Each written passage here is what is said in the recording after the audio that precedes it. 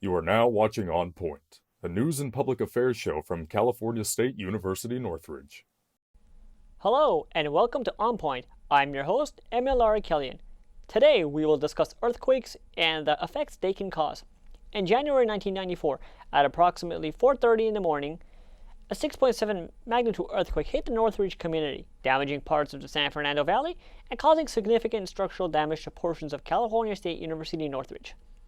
California's Department of Conservation estimates that the quake led to at least 57 casualties while injuring thousands. The estimated structural damage was 20 million and more than 40 billion in economic loss, making the Northridge quake the most expensive in U.S. history. As recent as February of this year, we saw what the power of an earthquake can do after a 7.8 magnitude earthquake hit near the Turkey and Syria border.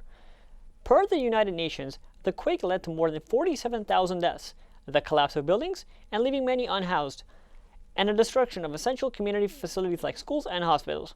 In the last few months, a series of natural disasters from California's atmospheric rivers to the Turkey-Syria quake has served as a wake-up call to local and state governments around the world, begging the question, are we prepared for the next natural disaster? With us today, we have Dr. Dayanthie Weeraratne, a professor of seismology and geodynamics from California State University, Northridge, and Dr. Rais Ahmad, Associate Professor of Civil Engineering and Construction Management, also from CSUN. So, Dr. Weeraratne, why is California so prone to earthquakes?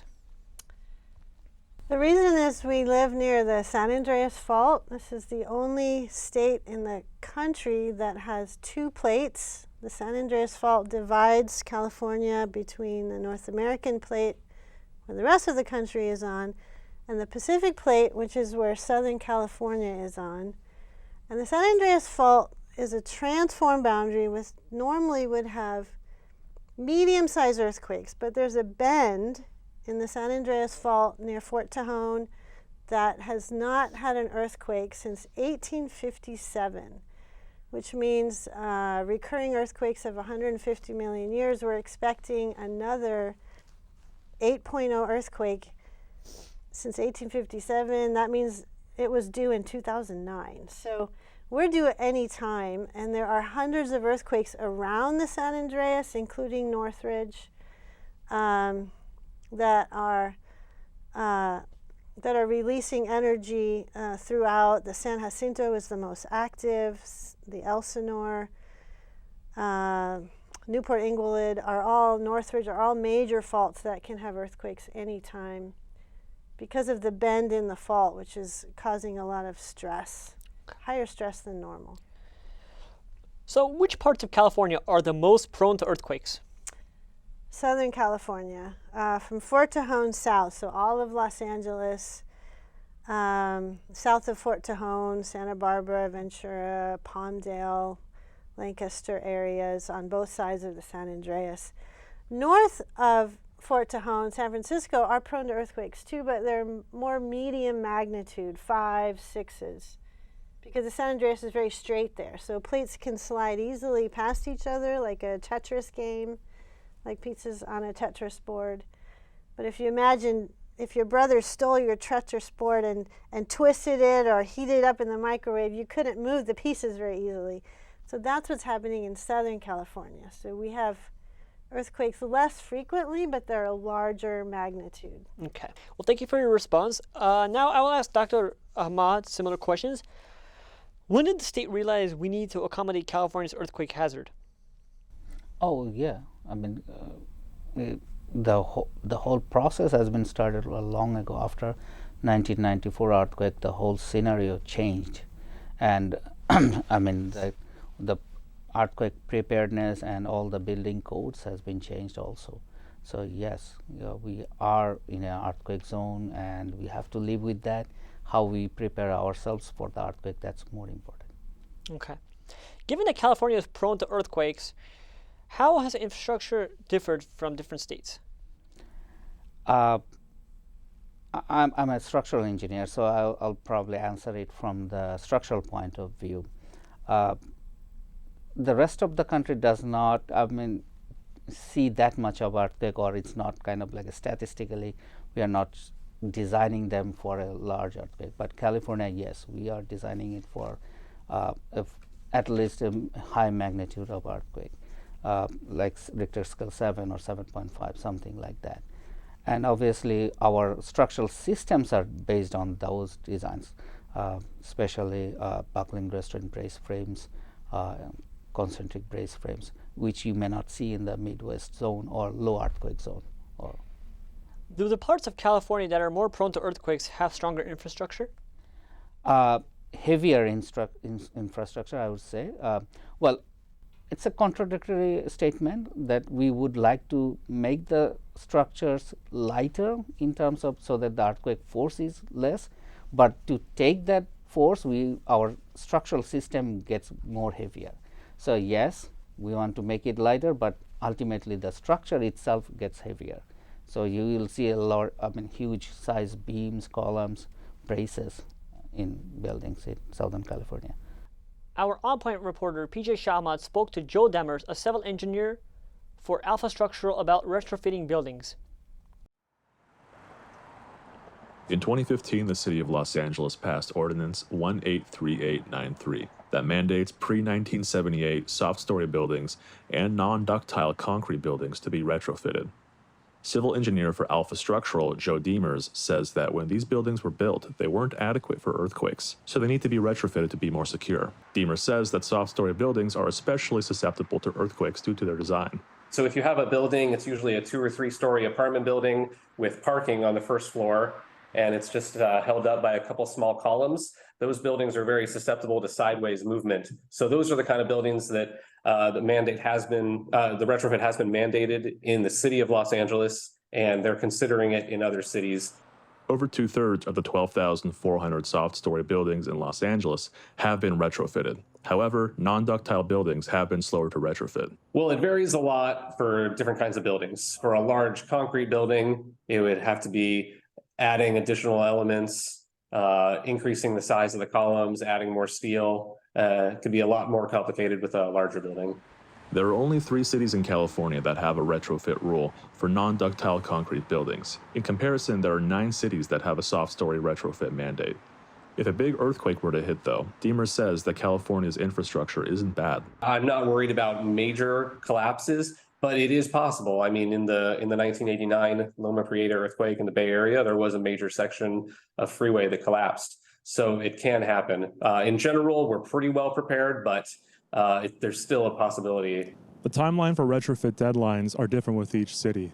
Los Angeles had up until 2022 to retrofit their structures, while Santa Monica made their deadline 2027. In Tarzana, I'm PJ Shahamat, CSUN On Point. So, our campus was famously struck by an earthquake in 1994. Why do you think there was so much damage to not only the campus, but to much of Southern California? Before 1994, our earthquake, especially you probably know that, when we design a building, we follow some guidelines, which we call codes or building codes. So before the 1994 earthquake, our concept of earthquake force affecting our buildings was different, or a little bit not the current way of understanding how the building behaves under earthquake. So say, for example, I will give an example in a sense that before 1994, we thought that, well, if in a building, when the building is subjected to an earthquake force or seismic force, the one single or 1 or 2 lateral elements, or I would say energy absorbing elements, would be sufficient to keep that building in place. But the system is totally different now, and the concept of design has been changed, and if one system fails, the whole building collapses. So after 1994, our design code has been changed. We added a lot of redundancy on the building. So instead of giving one huge lateral system or one huge system that to resist earth, we'll probably give 5 of them. So if one fails, still there are 4 more to take that load. So that's probably the concept of the design. And obviously the force that we calculated based on the earlier code was way less than what we calculate now. So yeah, that's a paradigm shift, I would say, from the 1994 earthquake to onwards. So all the things have changed. So where were these safeguards back then? There were safeguards. I mean, if you consider there were earthquakes in 1800 also. the buildings were not designed, so the buildings were collapsed. So it's an ongoing process of learning how the earthquake affects the buildings. I mean, still we have not achieved, like, there is nothing called 100%. We know that. So the more we progress, more research being done, we'll know much better about the earthquake force and its effects on the building. So it's an ongoing process. We modify our designs based on the latest or modified concepts. So there were earthquakes, there were building collapsed. Now it's much less than that. Obviously, the except is the Syria and the Turkey earthquake, which was like totally in a I mean, as a structural engineer, it should not happen. Or, I mean, earthquake can happen, but the buildings collapsing like that should not be like that. Okay, there are some backup systems there should be. Another issue about the Northridge earthquake is the Northridge fault was a blind thrust fault. So it's underground. It does not reach the surface because it's blocked by another fault, the San Fernando fault, and so we didn't know about it. So there are building codes that don't allow people to build on faults, but if we don't know where the faults exist, if we don't know where the faults are, if they're blind faults, then we can't always mitigate that. Okay, but why do you think the Northridge earthquake of 1994 was so destructive? I think that's part of the reason is we didn't know the Northridge earthquake was there, the Northridge fault was there until the earthquake happened. All the aftershocks ran up the fault, so we connected the dots and said, oh, there's a fault underneath CSUN, underneath the San Fernando Valley. We didn't know it was there. Now that we know, we need to tell people not to build in these areas, but the whole 40,000, populated campus of CSUN is right on top of this fault. So we can't easily move large structures that way.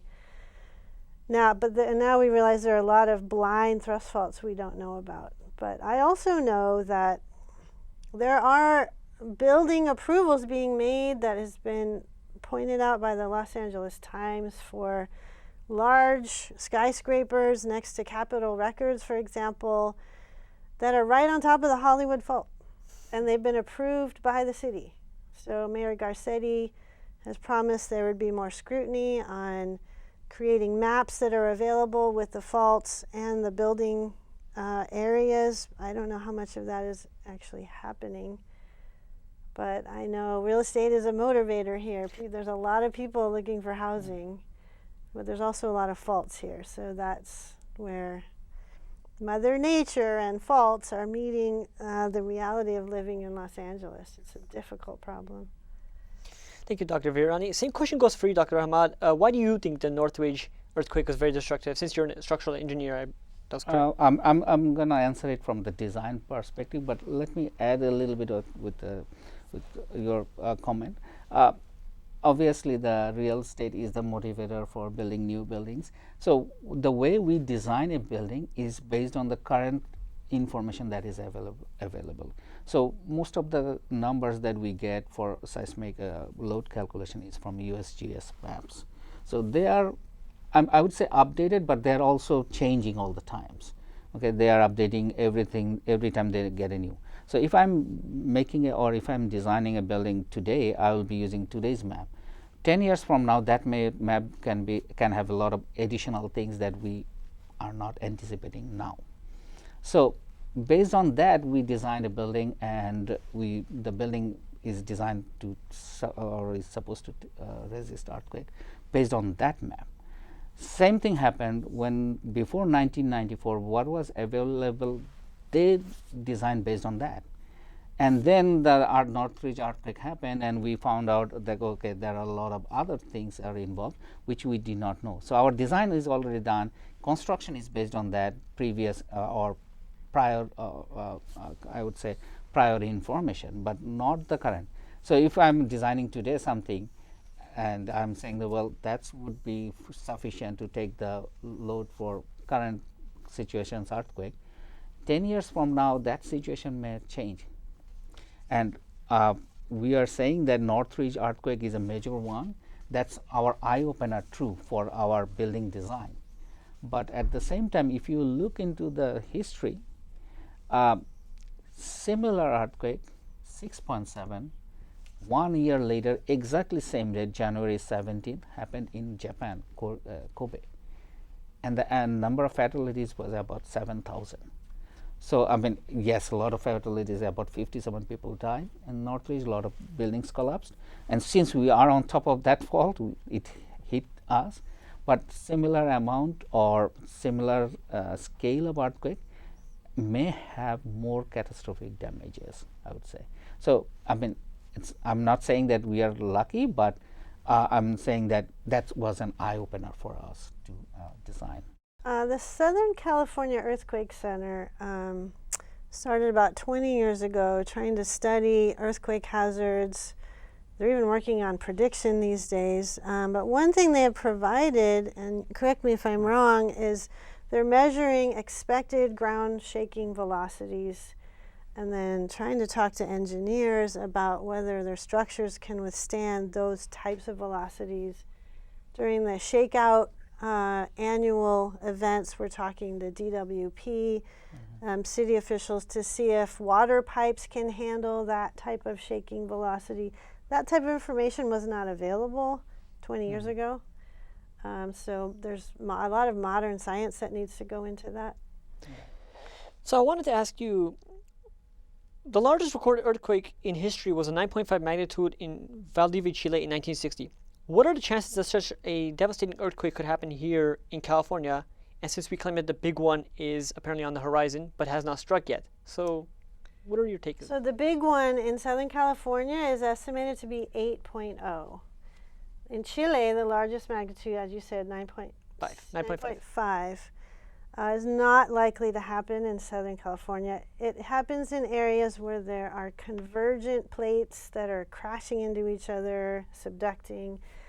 That is not the case in Southern California. We have a transform boundary. They are not colliding, the plates are sliding, again, like the Tetris pieces. When plates collide, you get the largest earthquakes in the world where they crash. That happens in Japan, in Northern California, north of Mendocino, Oregon, Washington, Canada, Chile, southern Mexico, all down there. There's convergent plate boundaries. In Southern California, we do not. So the largest magnitude we expect is at 8.0. I will point out, though, that the Incas have structures that have survived those earthquakes. So engineering is possible.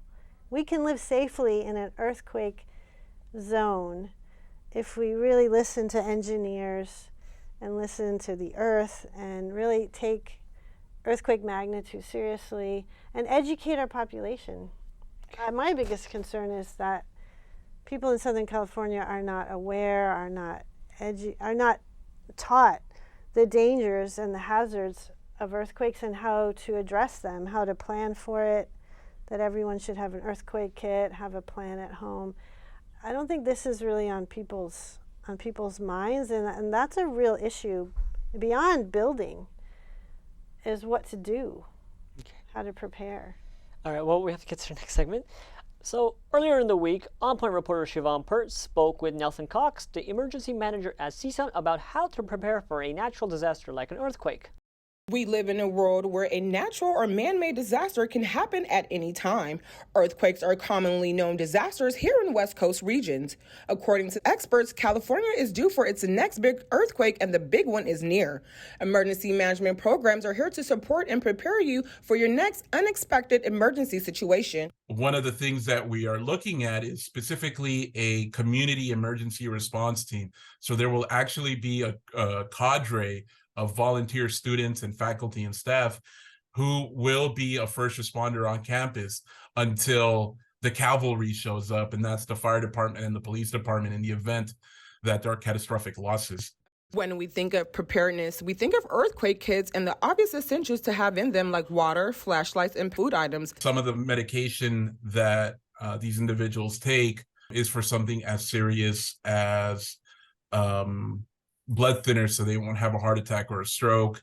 Others may be taking mental health medication that may be necessary for them to take. specifically on a routine basis. Emergency management units often look to social media to help locate who and what areas are the most affected. A lot of emergency management departments, specifically the communications departments, will look towards Twitter and other social media to begin looking at what everyone's talking about to identify which are the most impacted areas. With the geotagging that social media provides, it really gives you a bird's eye view as to where the big incidents are. Surviving and recovering from an earthquake is not a matter of luck, but in fact a matter of being prepared. Remember, if the ground starts shaking, it's an earthquake. Drop, cover, and hold. Reporting from Northwest California, this is Siobhan Pert. When we return, we will continue speaking with Dr. Weeraratne and Dr. Ahmad about the steps that emergency response services are taking to prepare for earthquakes and how residents can be best equipped.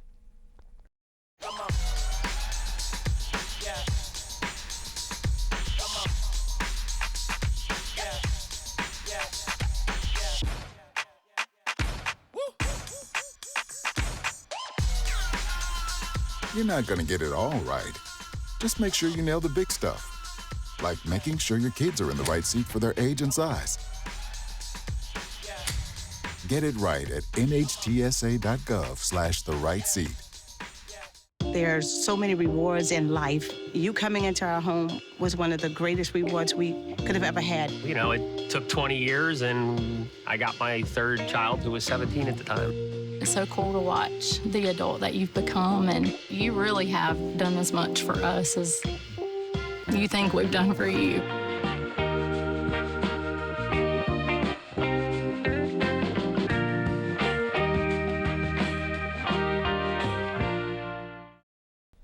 Welcome back to On Point, a news and public affairs show from California State University, Northridge. For today's show, we are taking a look at the impact of large-scale earthquakes and if Californians are prepared.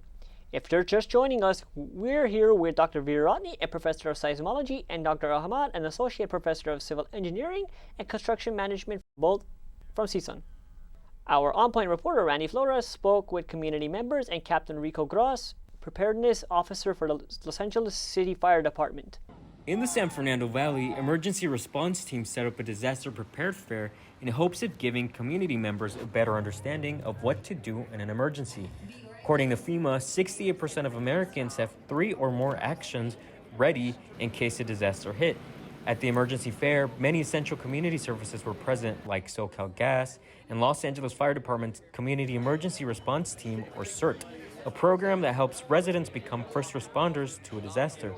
One of the coordinators of CERT, Christy Adair, says residents need to have plans and be ready when a disaster hits.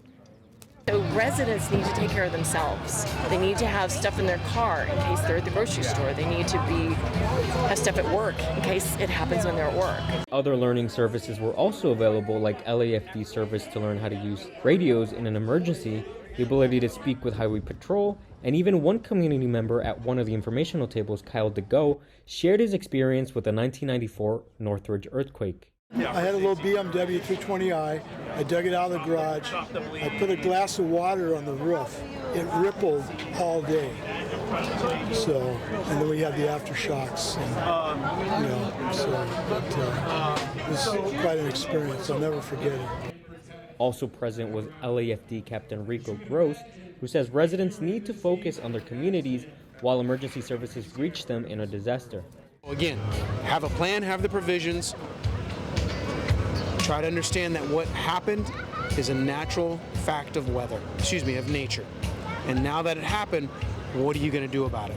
We're going to stay calm, take care of the people closest to us, see if we can take care of our next level people, our neighbors and our friends. And then how long do we have to be self-sufficient? Here at the Emergency Preparedness Fair, residents are encouraged to look at the booths, get free food, and really gain more knowledge about what to do in an emergency. Reporting for CSUN, I'm Randy Flores. So, Dr. Weeraratne, what are some of the biggest mistakes people make during earthquakes? I would say if you're experiencing an earthquake, trying to run out of a room or anything is probably the worst thing you can do. Earthquakes are sudden, and the best even seismologists can give you is a 1 or 2, maybe 3 second notice. We have an app now, My Shake and Shake Alert LA.